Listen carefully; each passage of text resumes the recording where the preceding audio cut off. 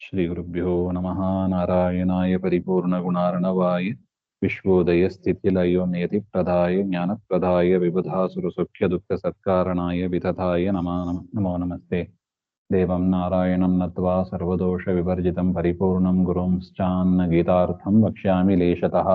समस्तगुणसम्पूर्णं सर्वदोषविवर्जितं नारायणं नमस्कृत्य गीतातात्पर्यमुच्यते। नारायणं सुरगुरुं जगदेकनाथं भक्तप्रियं सकललोकनमस्कृतं च त्रैगुण्यवर्जितमजं विभुमाद्यमीशं वन्दे भवत्तममरासुरसिद्धवद्यं। नारायणं नमस्कृत्य नरं चैव नरोत्तमं देवीं सरस्वतीं व्यासं ततो जयमुदीरये। कृष्णाय वासुदेवाय हरये परमात्मने प्रणतः क्लेशनाशाय गोविन्दाय नमो नमः। ಶ್ರೀಗುರುಭ್ಯೋ ನಮಃ. ಶ್ರೀಮದ್ ಭಗವದ್ಗೀತೆಯ 5ನೇ ಅಧ್ಯಾಯದಲ್ಲಿ 13ನೇ ಶ್ಲೋಕ. ಸರ್ವಕರ್ಮಾಣಿ ಮನಸಾ ಸನ್ಯಸ್ಯಾಸ್ತೆ ಸುಖಂ ವಶಿ ನವದ್ವಾರೆ ಪುರೇ ದೇಹಿ ನೈವ ಕುರ್ವನ್ ನ ಕಾರಯನ್.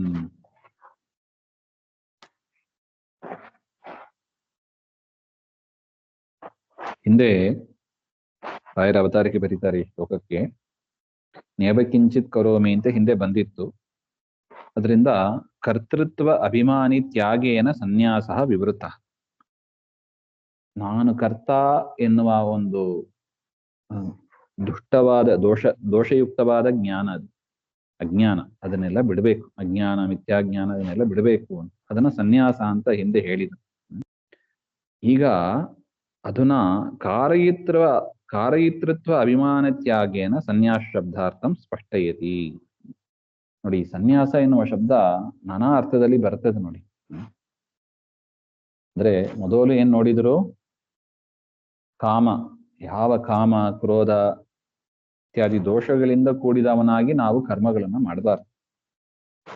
ಕಾಮದಿಂದ ಇಚ್ಛೆ ಪಟ್ಟು, ಅಂದ್ರೆ ಫಲಾಪೇಕ್ಷೆ ಇಟ್ಕೊಂಡು ಒಂದು ಕರ್ಮವನ್ನ ಮಾಡಬಾರ್ದು. ಕ್ರೋಧ, ಸಿಟ್ಟಿನಿಂದಲೂ ಕೂಡ ಒಂದು ಕರ್ಮವನ್ನ ಮಾಡಬಾರ್ದು.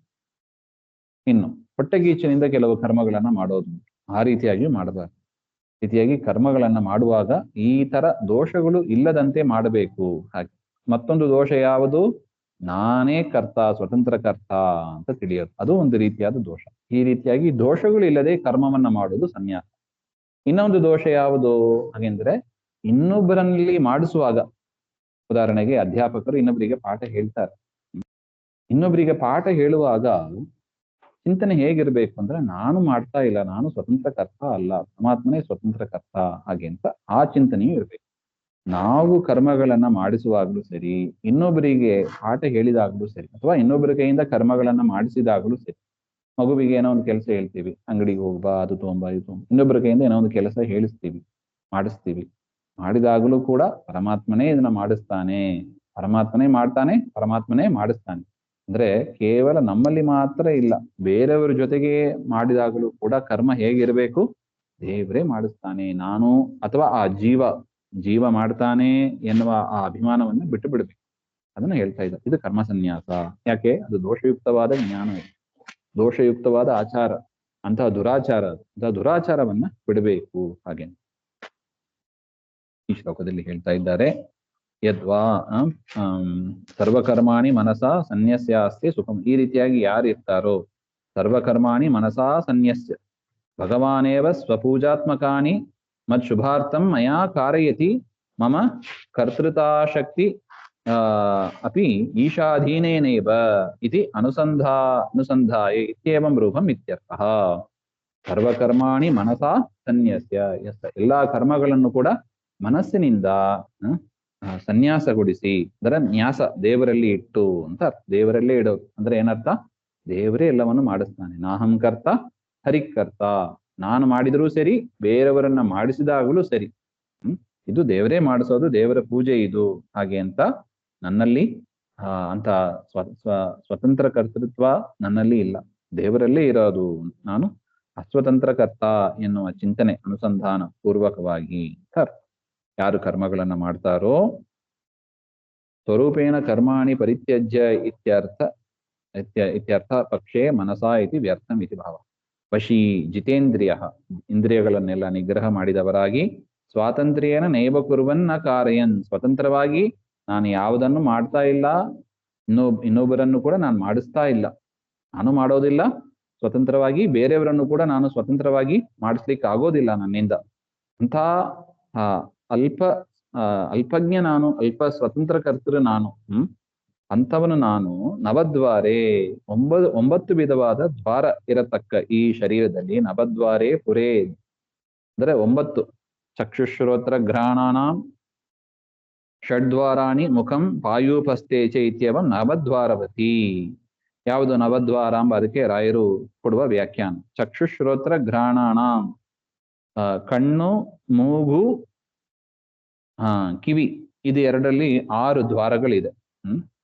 6 ದ್ವಾರ ಆಯ್ತು. ಇನ್ನು ಬಾಯಿ ಸೇರಿದರೆ 7 ದ್ವಾರ ಆಯ್ತು. ಇನ್ನು ಪಾಯೂಪಸ್ಥ ಮಲಮೂತ್ರ ವಿಸರ್ಜನೆ ಇಂದ್ರಿಯಗಳು 2 ಸೇರಿದರೆ 9 ದ್ವಾರ ಅಂತ ಆಯ್ತು. ನವದ್ವಾರವತಿ ದೇಹೇ, 9 ದ್ವಾರಗಳುಳ್ಳ ಈ ಶರೀರದಲ್ಲಿ ಸುಖಂ ಯಥಾ ತಥಾ ಆಸ್ತೆ ಕರ್ಮಲೇಪ ಹೀನೋ ವರ್ತತೆ ಇತ್ಯರ್ಥ. ಈ ರೀತಿಯಾಗಿ ನೀನು ಚಿಂತನೆ, ಕರ್ಮ ಸನ್ಯಾಸ ಮಾಡಿ, ನಾನು ಯಾವುದು ಮಾಡೋದಿಲ್ಲ ಸ್ವತಂತ್ರವಾಗಿ, ದೇವರೇ ಸ್ವತಂತ್ರವಾಗಿ ನನ್ನಿಂದಲೂ ಮಾಡಿಸ್ತಾನೆ, ಬೇರೆಯವರಿಂದಲೂ ಮಾಡಿಸ್ತಾನೆ, ಹಾಗೆ ಅಂತ ಚಿಂತನೆ ಬಂದುಬಿಟ್ರೆ ಆಗ ಅವನು ಈ ನವದ್ವಾರ ಸಹಿತವಾದ ಈ ಶರೀರದಲ್ಲಿ ಸುಖವಾಗಿಯೇ ಇರ್ತಾನೆ, ದುಃಖವನ್ನ ಅನುಭವಿಸೋದಿಲ್ಲ ಅಂತ. ಎಷ್ಟು ಸುಲಭದ ಉಪಾಯ ನೋಡಿ ಸುಖಕ್ಕಾಗಿ ದೇವರು ಕೊಟ್ಟಿರೋ. ಏನು ಖರ್ಚು ಮಾಡ್ಬೇಕಾ? ಸುಖಕ್ಕಾಗಿ ಸಾವಿರ ಲಕ್ಷ ಜನ ರೂಪಾಯಿ ಖರ್ಚು ಮಾಡ್ತಾರೆ. ಆದ್ರೆ ಸುಖ ಎಲ್ಲಿದೆ? ಈ ಚಿಂತನೆಯಲ್ಲಿ ಇದೆ ಅಂತ. ಏನು? ನಾನು ಸ್ವತಂತ್ರ ಅಲ್ಲ, ನಾನು ಸ್ವತಂತ್ರ ಕರ್ತ ಅಲ್ಲ, ದೇವರೇ ಸ್ವತಂತ್ರ ಕರ್ತ. ನಾನು ಸ್ವತಂತ್ರವಾಗಿ ಯಾವುದನ್ನು ಮಾಡಿಸ್ತಾ ಇಲ್ಲ, ದೇವರೇ ಸ್ವತಂತ್ರನಾಗಿ ಎಲ್ಲವನ್ನು ಮಾಡಿಸ್ತಾನೆ. ಈ ಒಂದು ಚಿಂತನೆ ಸಾಕು ನಮಗೆ. ಆ ಶರೀರದಲ್ಲಿ ಅವನು ಸುಖವಾಗಿ ಇರ್ತಾನೆ. ಕರ್ಮಲೇಪಹೀನ ಭವತಿ, ಅವನಿಗೆ ಕರ್ಮಲೇಪವೂ ಕೂಡ ಆಗೋದಿಲ್ಲ. ಯಾಕೆ? ಪ್ರತಿಯೊಂದು ಇಂದ್ರಿಯಗಳಿಂದಲೂ ಕೂಡ ದೇವರೇ ಇದ್ದು ಎಲ್ಲವನ್ನು ಮಾಡ್ತಾನೆ. ನಮ್ದೇನ್ ಗಂಟು ಹೋಯ್ತು? ನಮ್ದೇನಿಲ್ಲ, ನಮ್ದೇನು ಹೋಗೋದು ಇಲ್ಲ. ಇದ್ರೆ ತಾನೇ ಹೋಗೋದಕ್ಕೆ. ನಮ್ದು ಯಾವ್ದಿದೆ? ಎಲ್ಲ ದೇವರು ಕೊಟ್ಟದ್ದು, ದೇವರು ಮಾಡಿಸ್ತಾನೆ. ನಮ್ದೇನಿದೆ? ನಮ್ದೇನಿಲ್ಲ. ಇನ್ನೊಬ್ಬರನ್ನ ಮಾಡಿಸಿದಾಗಲೂ ಅಷ್ಟೇ. ಉದಾಹರಣೆಗೆ ಮನೆಯಲ್ಲಿ ಅಡಿಗೆ ಮಾಡಿ ಹಾಕ್ತಾರೆ, ಅಥವಾ ಅಡಿಗೆಯವರೇ ಅಡಿಗೆ ಮಾಡಿ ಹಾಕ್ತಾರೆ. ನಮ್ಮ ಚಿಂತನೆ ಏನಿರಬೇಕು? ಆ ಜೀವ ಮಾಡ್ಲಿಕ್ಕೆ ಸಾಧ್ಯ ಇಲ್ಲ, ಅಡಿಗೆ ಮಾಡಿ ಹಾಕಿದ್ದು ತಾಯಿಯ ಒಳಗೆ ಇದ್ದ ಪರಮಾತ್ಮನೇ, ಅಡಿಗೆಯವರ ಒಳಗಿದ್ದ ಪರಮಾತ್ಮನೇ. ಆ ರೀತಿಯಾದ ಚಿಂತನೆ ಇರಬೇಕು ಅಂತ. ಕೇವಲ ತನ್ನಲ್ಲಿ ಮಾತ್ರ ಇಲ್ಲ, ಎಲ್ಲಾ ಜೀವರಾಶಿಗಳಲ್ಲೂ ಕೂಡ ಇದ್ದು ಆ ಕೆಲಸವನ್ನ ಪರಮಾತ್ಮನೇ ಮಾಡಿಸ್ತಾನೆ. ಆ ಚಿಂತನೆಯು ಮುಖ್ಯ ಅಂತ. ಇದು ಕರ್ಮ ಸನ್ಯಾಸದ. ನ ಕರ್ತೃತ್ವಂ ನ ಕರ್ಮಾಣಿ ಲೋಕಸ್ಯ ಸೃಜತಿ ಪ್ರಭುಃ ನ ಕರ್ಮಫಲ ಸಂಯೋಗಂ ಸ್ವಭಾವಸ್ತು ಪ್ರವರ್ತತೆ.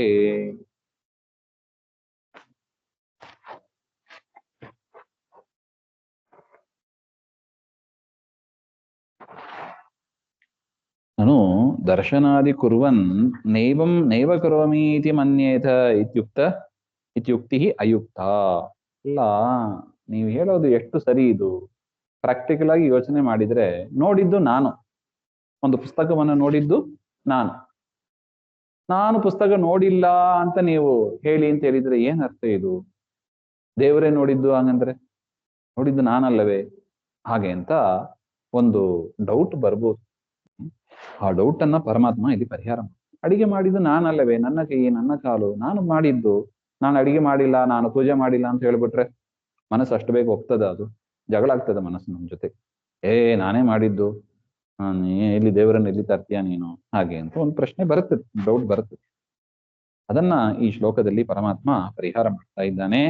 ಜಡಂ ಅಪೇಕ್ಷೆಯ ಪ್ರಭುಹು ಸಮರ್ಥ ಜೀವ.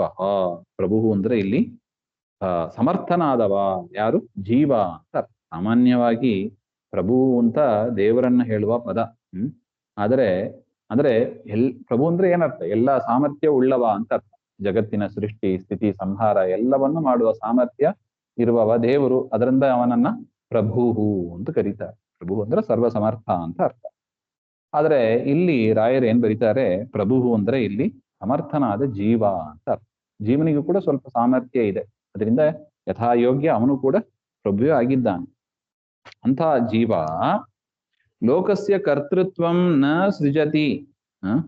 ಲೋಕದಲ್ಲಿ ಮಾಡುವ ಏನು ಕರ್ಮಗಳಿದೆ, ಉಸಿರಾಡೋದು, ತಿನ್ನೋದು, ನೋಡೋದು, ಕೇಳೋದು, ಓದೋದು ಇತ್ಯಾದಿ ಕರ್ಮಗಳು, ಅದು ಯಾವುದು ಕೂಡ ತಾನು ಮಾಡಿಸೋದಿಲ್ಲ. ಹೇಗೆ? ಸ್ವಾತಂತ್ರ್ಯೇನ. ಇದು ಅಂಡರ್ಲೈನ್ ಮಾಡ್ಕೋಬೇಕು. ದೇವ್ರು ಏನ್ ಹೇಳಿದ್ದು?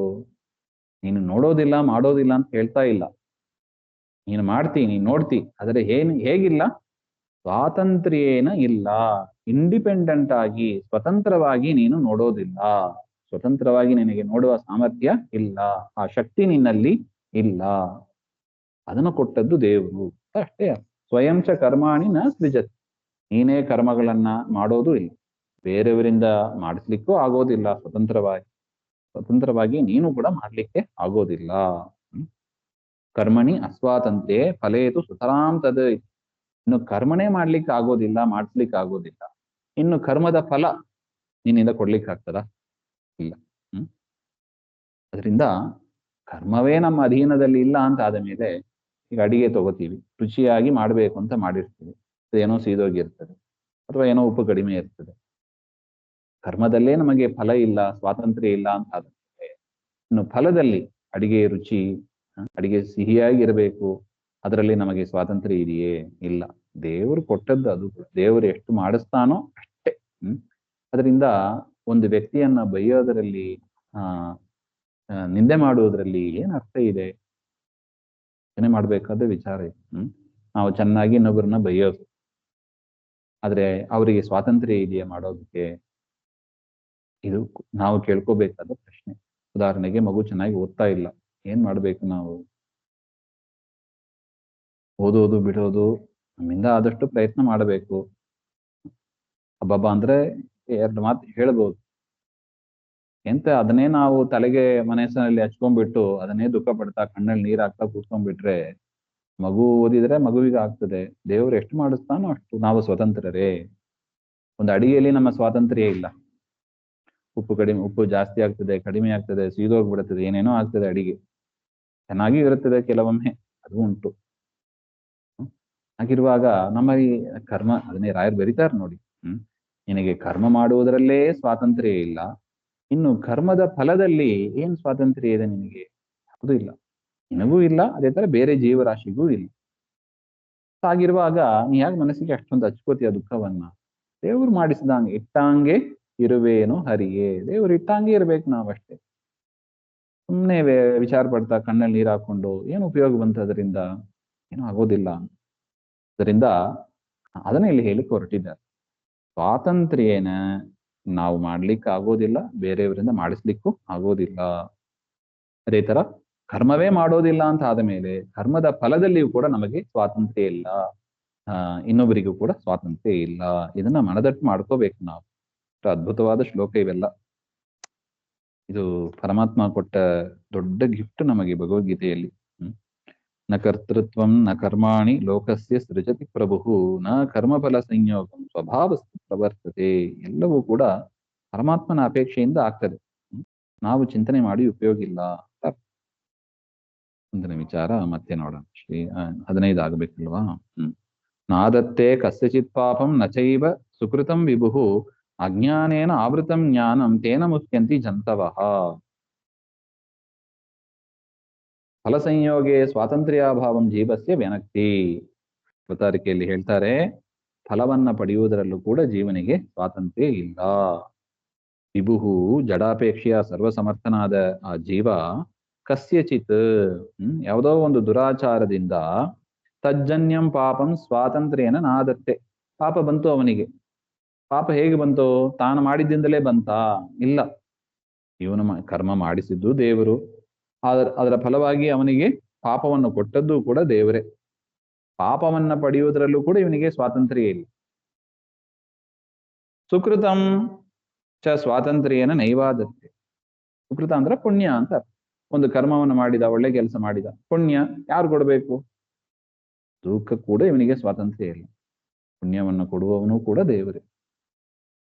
ಅದರಿಂದ ಆ ಕರ್ಮಗಳನ್ನ ಮಾಡಿಸುವುದು ದೇವರು. ಆ ಕರ್ಮದ ಫಲ ಪಾಪ ಪುಣ್ಯ ಅಂತ ಏನಿದೆ ಅದನ್ನು ಕೊಡುವವನು ಕೂಡ ದೇವರೇ. ಸ್ವತಂತ್ರವಾಗಿ ಕೊಡುವವ ದೇವರೇ. ಏವಂ ಕ್ರಿಯಾಯಾಮ್ ಅದೃಷ್ಟೇ ಚ ಜ್ಞೇಯಂ. ಈ ರೀತಿಯಾಗಿ ಪ್ರತಿಯೊಂದು ಕ್ರಿಯೆಯಲ್ಲೂ ಕೂಡ ದೇವರೇ ಮಾಡ್ತಾನೆ, ನಮ್ದು ಯಾವುದೂ ಇಲ್ಲ.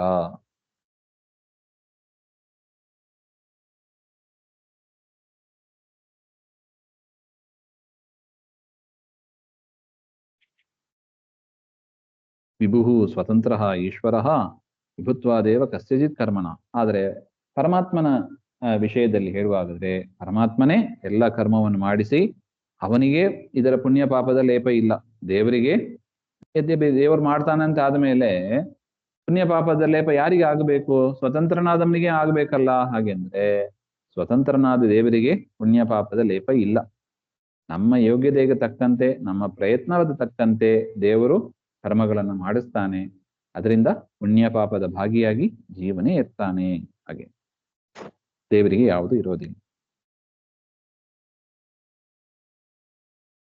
ನಾದತ್ತೆ ಕಸ್ಯಚಿತ್ ಪಾಪಂ ನಚೈವ ಸುಕೃತಂ ವಿಭು ಅಜ್ಞಾನೇನ ಆವೃತಂ ಜ್ಞಾನಂ ಅಂತ ಇದೆ. ನನು ಏವಂ ಸರ್ವತ್ರ ಸ್ಥಿತ್ವ ಸ್ವಾತಂತ್ರ್ಯೇನ ಕರ್ತ ಈಶ್ವರ ಅಸ್ತಿ ಚೇತ್ ಕಥಂ ನ ದೃಶ್ಯತೆ. ಅಲ್ಲ, ಎಲ್ಲಾ ಕರ್ಮಗಳನ್ನು ಎಲ್ಲರಲ್ಲಿ ಇದ್ದು ದೇವರೇ ಮಾಡಿಸ್ತಾನೆ ಅಂತ ಆದ್ಮೇಲೆ ಯಾಕೆ ಕಾಣಿಸ್ತಾ ಇಲ್ಲ ಕಣ್ಣಿಗೆ? ಇದೊಂದು ದೊಡ್ಡ ಪ್ರಶ್ನೆ. ದೇವರು ಮಾಡಿಸ್ತಾನೆ ಅಂದ್ರೆ ಕಾಣಿಸ್ಬೇಕಾಗಿತ್ತು, ಕಾಣಿಸ್ತಾ ಇಲ್ಲಲ್ಲ. ಹಾಗೆಂದ್ರೆ ಅದಕ್ಕೆ ಹೇಳ್ತಾನೆ ಪರಮಾತ್ಮ, ಅಜ್ಞಾನೇನ ತೇನ ಅಜ್ಞಾನೇನ ಆವೃತ್ತಿ ಬುದ್ಧಿತ್ವೇನ. ನಮಗೇನಾಗಿದೆ? ಅಜ್ಞಾನ ಎನ್ನುವ ದೊಡ್ಡ ಪರದೆಯನ್ನು ನಾವು ಕಣ್ಣಿಗೆ ಕಟ್ಕೊಂಡ್ಬಿಟ್ಟಿದ್ದೀವಿ. ಅದರಿಂದ ದೇವರು ನಮಗೆ ಕಾಣಿಸೋದಿಲ್ಲ. ಅದರಿಂದ ಪರಮಾತ್ಮನನ್ನ ತಿಳಿಯದೆ ಜನರು ಮೋಹವನ್ನ ಪಡೀತಾರೆ. ಮುಹ್ಯಂತಿ ಭಗವಂತಂ ನ ಜಾನಂತಿ. ದೇವರನ್ನ ಅವರು ತಿಳಿಯೋದಿಲ್ಲ. ಯಾಕೆ? ಅಜ್ಞಾನದಿಂದ. ಗುರುಗಳ ಹತ್ರ ಹೋಗಿ ಶಾಸ್ತ್ರಗಳನ್ನ ಸರಿಯಾಗಿ ವಿಮರ್ಶನೆ ಮಾಡಿದರೆ, ಹರಿಕಥಾಂಸಾರದಲ್ಲಿ ಹೇಳ್ತಾರೆ ನೋಡಿ, ಎಷ್ಟು ಚಂದ ಭಗವಂತನ ರೂಪಗಳು ಎಲ್ಲವನ್ನೂ ತಿಳಿಸಿಕೊಡ್ತಾರೆ. ಒಂದು ಕರ್ಮದಲ್ಲೂ ಏನೇನು ಪರಮಾತ್ಮ ಯಾವ ದಿಕ್ಕಿನಲ್ಲಿ ಇದ್ದು ಏನ್ ಮಾಡ್ತಾನೆ. ಆ ಮನಸ್ಸಿನಲ್ಲಿ ಅಷ್ಟದಲ ಕಮಲ ಇದೆ. ಯಾವ ಕಮಲದಲ್ಲಿ ಪರಮಾತ್ಮ ಬಂದ್ರೆ ಹೇಗೆ ಕೆಲಸ ಆಗ್ತದೆ, ಪಾಪಕರ್ಮಗಳು ಪುಣ್ಯಕರ್ಮಗಳು ಎಲ್ಲವನ್ನೂ ದೇವರು ಹೇಗೆ ಮಾಡಿಸ್ತಾನೆ, ಆ ಸಿಸ್ಟಮ್ ಅನ್ನ ಚೆನ್ನಾಗಿ ಹರಿಕಥಾಂಸಾರದಲ್ಲಿ ನಮಗೆ ಎಕ್ಸ್ಪ್ಲೇನ್ ಮಾಡಿದ್ದಾರೆ. ಅದನ್ನ ಅರಿತ್ರೆ ನಮಗೆ ಒಳ್ಳೆ ಜ್ಞಾನ ಬರ್ತದೆ ನಮಗೆ. ಯಾವ್ದು ಸಂಧಿನಲ್ಲಿ? ಯಾವ ಸಂಧಿನಲ್ಲಿ ಆ ಕಮಲ ಅವೆಲ್ಲ ಹೇಳಿರಲ್ಲ, ಯಾವ ಸಂಧಿನಲ್ಲಿ ಹೇಳಿದ್ದಾರೆ ಹರಿಕಥಾಮೃತ? ಸಂಧಿ ಯಾವ್ದು? ಎಲ್ಲಿ ಬರ್ತದೆ ನಾನು ಚೆಕ್ ಮಾಡಿ ಹೇಳ್ತೀನಿ, ವಿಚಾರ ಮಾಡಿ ಹೇಳ್ತೀನಿ. ಅದು ಹಿಂದೆ ಆಗಿದೆ, ಹಿಂದೆ ಆಗಿರೋ ಸಂಧಿಯಲ್ಲೇ ಬರ್ತದೆ. ನಾನು ನೋಡಿ ಹೇಳ್ತೀನಿ. ಈ ರೀತಿಯಾಗಿ ಮುಖ್ಯಂತಿ ಭಗವಂತಂ ನ ಜಾನಂತಿ. ನಮಗೆ ಅಜ್ಞಾನ ಇರುವುದರಿಂದ ನಾವು ಅದನ್ನ ತಿಳಿಯೋದಿಲ್ಲ. ಯದ್ಯಪಿ ಪರಮಾತ್ಮನ ವಿಚಾರವನ್ನ ಸರಿಯಾಗಿ ತಿಳ್ಕೊಂಡ್ಬಿಟ್ರೆ ನಾವು ಸ್ವತಂತ್ರರು, ಸ್ವತಂತ್ರವಾಗಿ ಒಂದನ್ನು ಮಾಡ್ತೀವಿ, ಇನ್ನೊಂದು ಮಾಡಿಸ್ತೀವಿ ಎಂಬ ಜ್ಞಾನ ಬರೋದಿಲ್ಲ. ಅದರಿಂದಲೇ ನಮಗೆ ಪಾಪದ ಲೇಪವು ಕರ್ಮದ ಲೇಪವು ಆಗೋದಿಲ್ಲ. ಇದು ಕರ್ಮ ಲೇಪ ಆಗದೇ ಇರುವ ಒಂದು ಉಪಾಯವನ್ನು ಪರಮಾತ್ಮ ನಮಗೆ ಇಲ್ಲಿ ತಿಳಿಸಿ ಹೋಗ್ತಾ ಇಲ್ಲ. ಮುಂದಿನ ವಿಚಾರ ಮತ್ತೆ ನೋಡೋಣ. ಶ್ರೀಮಧ್ವಾಂತರ್ಗತ ಶ್ರೀಕೃಷ್ಣ ಅರ್ಪಣ. ಶ್ರೀ ಹರೇ ನಮಃ.